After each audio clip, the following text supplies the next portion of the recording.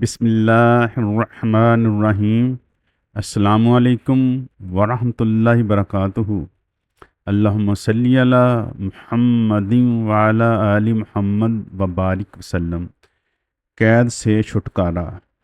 جو لوگ بے گناہ طور پر کسی بھی جگہ قید ہوں، ان کی رہائی کے لیے بہت ہی زبردست اور طاقتور وظیفہ سیرت ابن اسحاق میں ہے کہ حضرت عوف بن اشجی رضی اللہ تعالیٰ عنہ کے لڑکے حضرت سالم رضی اللہ تعالیٰ عنہ جب کافروں کی قید میں تھے تو حضور صلی اللہ علیہ وآلہ وسلم فرمایا کہ ان سے کہلوا دو کہ بکثرت سے یہ پڑھتے رہیں۔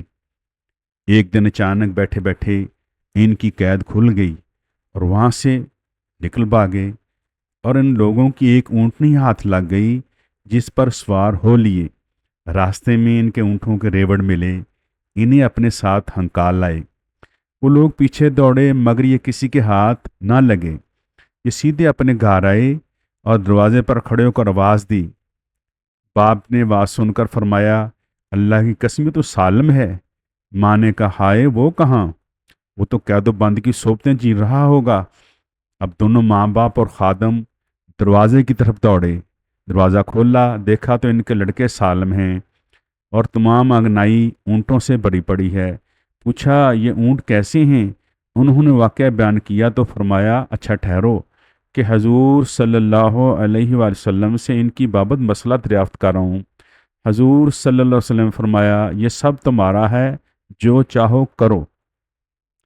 ناظرین کرام، اگر آپ کا کوئی پیارا ناجائز طور پر کسی جگہ بھی قید میں بند گرفتار رہے، اسے ملاقات پر یہ وظیفہ بتا دیں، چلتا پھرتا ان کلمات طیبہ کو پڑھتا رہے، کم از کم 500 مرتبہ روزانہ پڑھے۔